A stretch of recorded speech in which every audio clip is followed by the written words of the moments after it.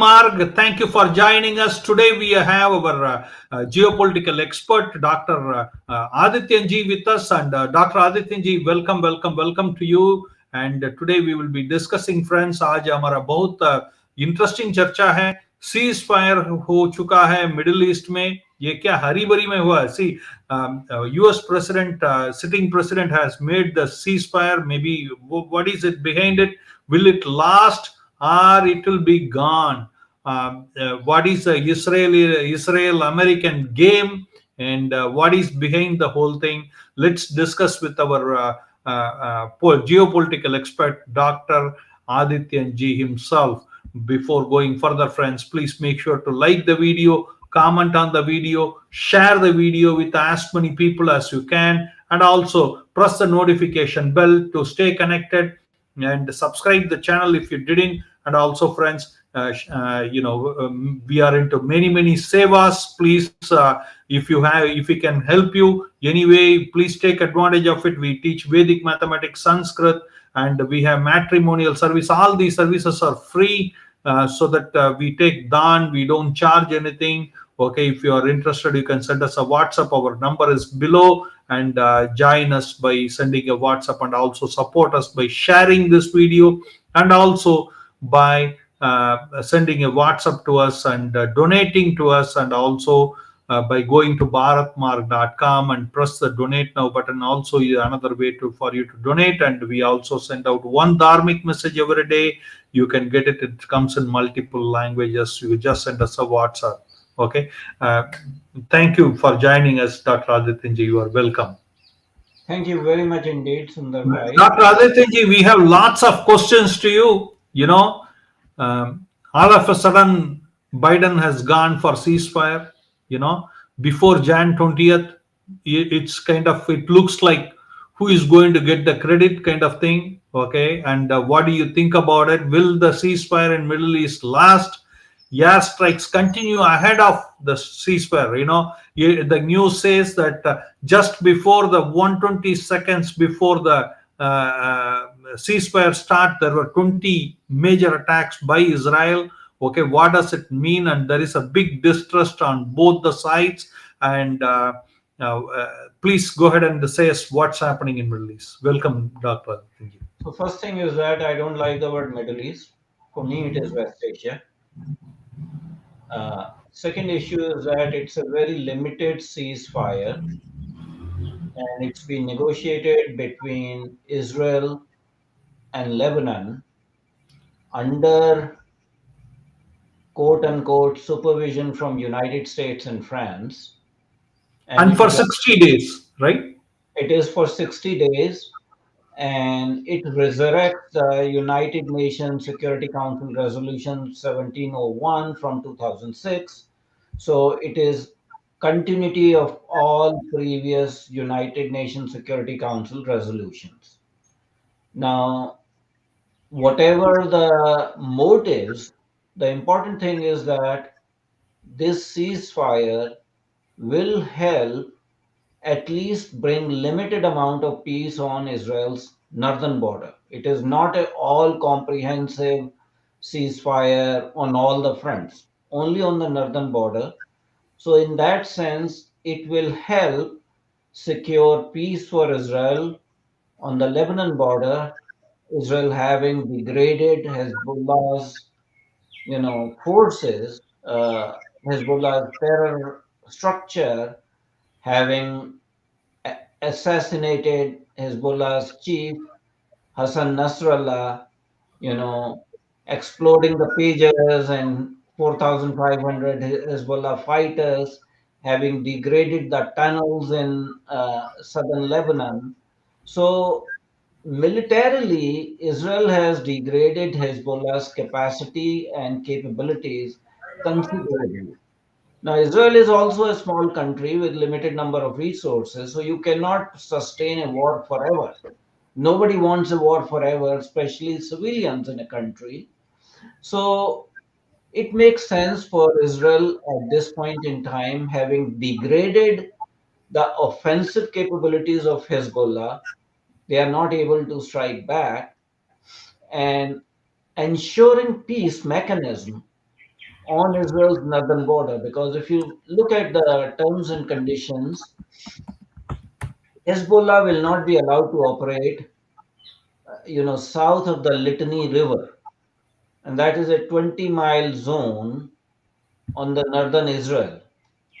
And the enforcement would be done besides UNIFIL, which is a United Nations forces, Lebanese armed forces. So, for a change, Lebanese armed forces are being given a role, and Lebanese security forces are being given a role in that 20-mile zone, safety zone, from which Hezbollah will be excluded. Hezbollah will have to move north of the Litany River. Israel will gradually withdraw its forces from there. The civilians will be allowed to move on both sides. Israeli civilians will move into their, uh, you know, units and houses and kibbutz, whereas Lebanese civilians also will eventually move into southern Lebanon. So what it does that it strengthens the Lebanese state at the cost of Hezbollah. And there are side agreements between United States and Israel in which, you know, United States will continue to assist Israel, and Israel will be able to strike back if Hezbollah violates this truce accord. It is not directly signed with Hezbollah, it's signed between government of Lebanon and government of Israel. And there is a tripartite mechanism to monitor and enforce, which does include France, United States, and UNIFIL forces. So in that sense, it is slightly different from the resolution 1701 that was negotiated in year 2006. Now, whatever may be the political motivations of the outgoing president, it is important for all the parties, because if it is not negotiated now, there's no way it could be negotiated till the Trump administration comes, gets its bearing. So it would be sort of, delayed by several months, 5, 6 months. And the situation was that Israel needs to show some results to its own population. The Israel's war cabinet approved it 10 is to 1. Opinion polls done in Israel suggest that 37% of the Israeli civilian population supports this accord, but 32% oppose it. So there's always this pro and hardliners and peaceniks. But overall, it will be good for that particular country, because no country can be on perpetual war, especially a tiny country like Israel. So, hope is that by isolating Hezbollah, having degraded its capabilities, and having ejected it from southern Lebanon, and having a monitoring mechanism in which Lebanese armed forces, currently 5,000 troops and eventually 10,000 troops, will move in that area. They will make sure that Hezbollah does not, rebuild the tunnels and rebuild their bases, etc., in southern Lebanon. So, yes, from Israeli hardliners' point of view, there is no, occupation zone or anything like that given to Israel. But I think Israel should be happy that they have achieved their military objectives on the northern border. So northern border has been quietened, and they can focus on dealing with Hamas in Gaza. Any country to have a war on multiple fronts is not easy. They have already quietened Iran, after the skirmishes with Iran and missile strikes in Iran. Iran has become quietened. So, sponsorship of Hezbollah is going to be much less at this point in time, because Iran itself is, you know, facing the challenge of possible succession to Ayatollah Khamenei, who is 85 years old and possibly in coma or something like that. So, you have to find the best time to achieve limited peace, rebuild your capabilities. IDF has been fighting for last 14 months on multiple fronts. So their fighters also, the soldiers, the army needs to recoup its energies. One of the things that is not in the main accord, but United States has given Israel earlier a $20 billion arm package, but coincident with this, there is another arm package to Israel of $680 million. So Israel is being rewarded by the United States, by the outgoing administration, and the the peace envoy to Middle East, Amos Hochstein.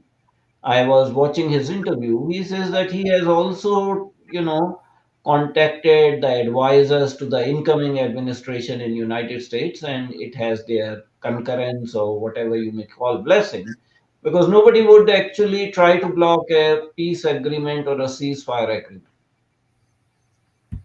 Absolutely. Dr. Adityanjee, thank you. I have another question here. The 20 mile buffer zone, where the Yemen army will be given in charge.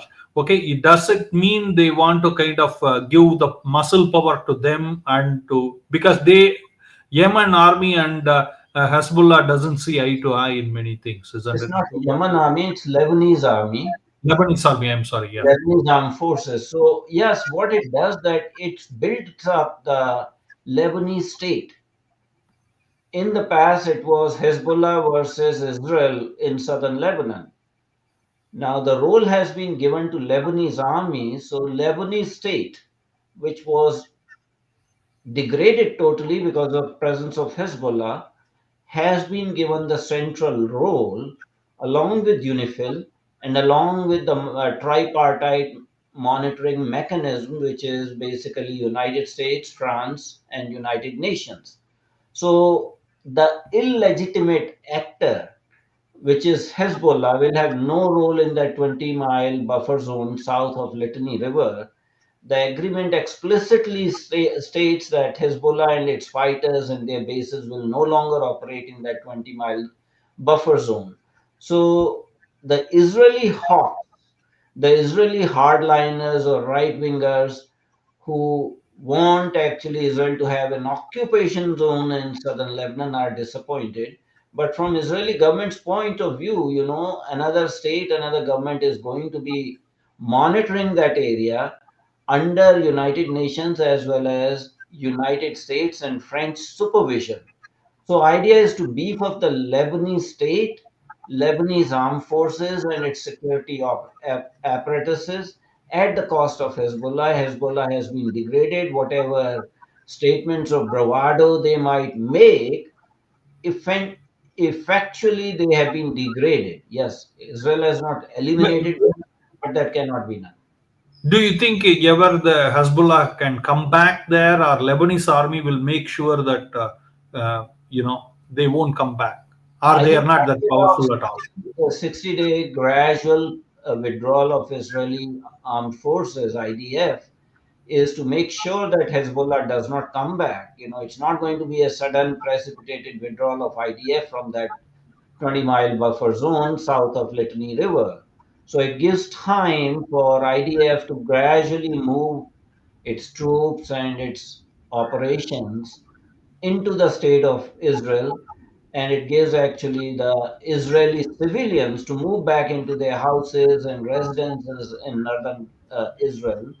Meanwhile, the international tripartite mechanism will basically bolster the Lebanese armed forces and Lebanese state security agencies in that particular zone. So idea is to basically neutralize Hezbollah in that territory and not allow it to regroup. Absolutely. But do you think Gaza agreement will also come into play? They will able to secure any hostages?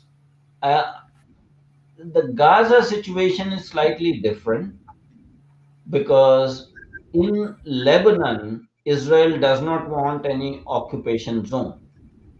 Israel does not want to, quote unquote, run the southern Lebanon. Israel is respecting the international border. Whereas, as far as Gaza is concerned, uh, Israel has stated that they will continue to have some presence, military presence in Gaza, because when they withdrew from Gaza, totally lock, stock, and barrel, including the civilians, dismantled the settlements and everything. And even they removed the dead bodies from the Gaza Strip. Over next sort of, almost 23 years, Hamas actually used that time to build up tunnels, build up missiles, build up military infrastructure. So they would not allow Hamas to regroup again, and they will keep their military presence there.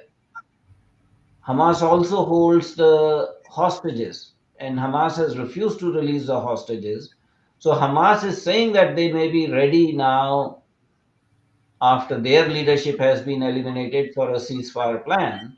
But the nature of the ceasefire in in Gaza is going to be different from the ceasefire that has been, signed and has come into operation as of now in the southern Lebanon, because there Israel is willing to respect the sovereignty of state of Lebanon, whereas in case of Gaza Strip, there is no sovereign state. And because the territory was used against Israel's interests to launch a terrorist attack, hostages are still there. The nature of ceasefire deal, if one is to be negotiated, will be very much different from what has been done in southern Lebanon. And now, what do you think is going on in Hamas' mind? Uh, do they think that it is better off to get some kind of peace deal made before Trump comes, because he has hardliners there in his cabinet now?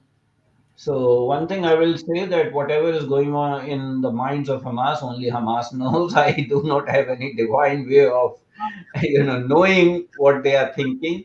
But the Okay. ground reality is that Hamas also has been degraded significantly. Their leadership, both political as well as military, Ismail Haniya and Yahya Sinwar have been sort of assassinated. Their fighters have been killed, uh, and their tunnels have been destroyed, and all that sort of thing.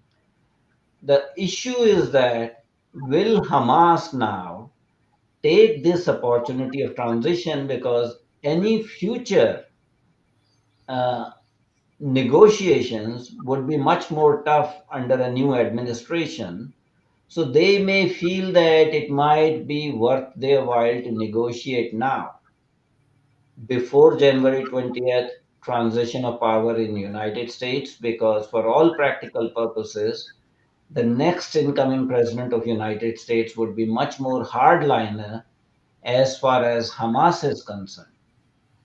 Uh, in case of Biden administration, yes, there was support for Israel, but it was equally balanced by, the political concerns for Arab American votes and the woke philosophy and all that sort of thing.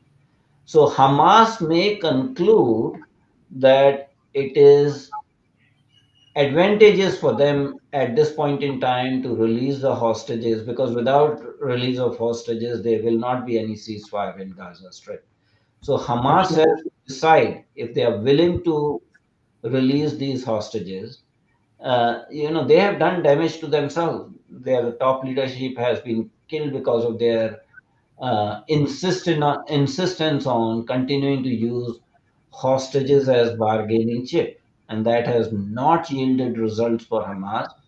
Hamas has also suffered great amount of losses, but nature of any ceasefire deal in Gaza Strip will be totally different from what has been done in in southern Lebanon. Wow. So, what do you think Saudi Arabia is thinking? Well, Saudi Arabia What kind of effect this will have? because for any war to linger on in the region creates, unrest, creates conditions that are not conducive for economic development.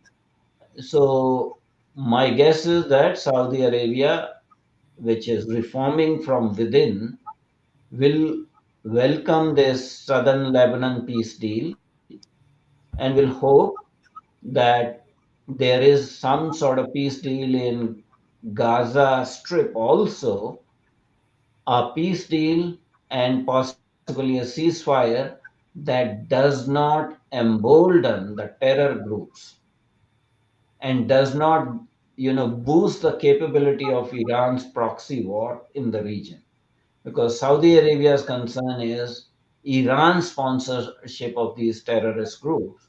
So Saudi Arabia would welcome any deal in which role of Iran supported terror proxies, non-state actors is neutralized. Absolutely. So, is there any possibility of hostages coming back at all, whomever is alive still, or? It does not look like, because I mean, again, these terror groups, they have their own logic. If they went by common logic, they would not be in this situation. Common logic, I mean, it's stupid to capture, hostages, hundreds of hostages, and then believe that Israel will, sort of genuflect and surrender before them. That's not going to happen. And in the process, they got themselves severe beating, but they don't consider this as a beating. They consider this as a kind of, victory against Israel. So if they are sensible, they should actually release the hostages and come to some sort of, peace accord in Gaza. But they will probably not get the, prominent role as they got Hamas post 2006, when Israel withdrew lock, stock, and barrel. Israel is not going to do that again. Once bitten, twice shy. You have been harmed by these terror groups. So Israel will not agree to total withdrawal of IDF from the Gaza Strip. Whatever the peace deal may be negotiated in future, the time is too short. Uh, I think Israel has achieved peace on the northern border so that they can focus on Gaza Strip and continue to work for their own national objectives. And one, my last question to you, Dr. Adityanjee, that in 60 days, when the agreement gets over, the peace deal gets over, Trump administration will be very much in position right now. They would have occupied the, Well, the transition is on January and they 20. have all the in the cabinet. If you see, they have all the hardcore Israeli supporters there placed. How do you see this going forward? See, transition of power in United States may have catalyzed this particular deal, but I told you that Amos Hochstein, the Middle East envoy of Biden administration, went on record to say that yes, he did contact with the foreign policy advisors of Trump transition team, and they were okay with that. They have been given all the information. So, for all practical purposes, this is because it is not between like just two parties. There's a tripartite mechanism. There's United Nations. So what it does, that it bolsters the state of Lebanon in southern Lebanon at the cost of Hezbollah. And I think any rational government will support that, whether that is Biden administration or future Trump administration. That has nothing to do with ground conditions, because no country wants a war. War is very disruptive. It should be avoided at all costs. There's no reason that incoming Trump administration will want a war in West Asia, especially between Israel and Lebanon. So if there is a peace deal, hopefully that will continue to, hold true even after Trump administration comes back to power Absolutely. on January 20th. Absolutely, $1 million question. There is a huge mistrust on both the sides. Okay, they both believe it will not go too far. or too many days, kind of thing. The people on both the sides. Now, what do you think this ceasefire in the Middle East will last, or it will be gone in the wind? So I think crystal gazing regarding future events in West Asia is very hazardous because you are dealing with non-state actors that are terrorists. Even from 20 miles from apart, Hamas can hit Israel. They are It's in not their range. Hamas is not there in southern Lebanon. It is Hezbollah. And Yeah, yes, Hezbollah, yes. yes, if Hezbollah does something, Israel has not given the right, not given up the right to retaliate. So there's no prejudice to Israeli interest. Israel can come back again if Hezbollah does not, comply with this particular ceasefire agreement. But I can be very, blunt about it. Hezbollah has been degraded, and geopolitical condition in West Asia is not very conducive for Iran to continue to pump money and support under the current circumstances to Hezbollah. So Israel has achieved its limited military objective in southern Lebanon, having killed Hezbollah leadership, top leadership, having eliminated a large number of their fighter force. There were around 4,000 casualties in southern Lebanon of Hezbollah fighters and all that sort of thing, including some civilians.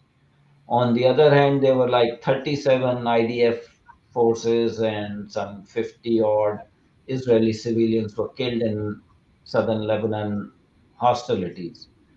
So I think this is the best deal which Israeli government could have negotiated for itself.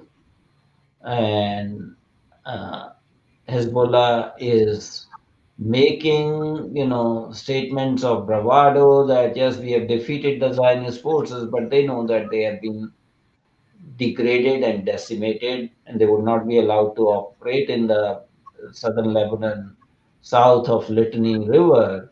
They've been moved up north. There's a lot of anger and anguish in Lebanese civilian population against Hezbollah.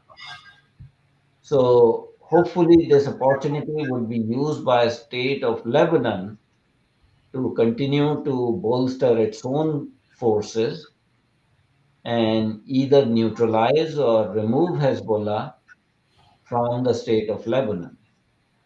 Uh, Absolutely. Thank you very much, Dr. Adityanjee, for coming and pouring your heart. Appreciate it highly, and it's a lot of wisdom.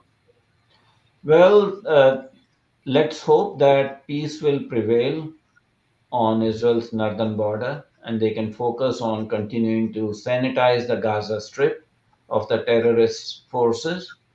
And eventually, there will be peace on Israel's both borders, northern border as well as southern border. Absolutely, absolutely. So may people live in peace. And thank you, Dr. Adityanjee, and appreciate it. And looking forward to seeing you in the next video. Till then, Jai Sri Ram, Jai Sri Ram. Friends, do comment and let us know what do you think. Do you agree with what Dr. Adityanjee said? Do you have any input? Do comment and let us know. Thank you, Adityanjee, one more time. Thank Dr. you very much, Anji. Adityanjee, geopolitical expert. Okay. Looking forward to seeing you again. Hare Krishna, Hare Krishna.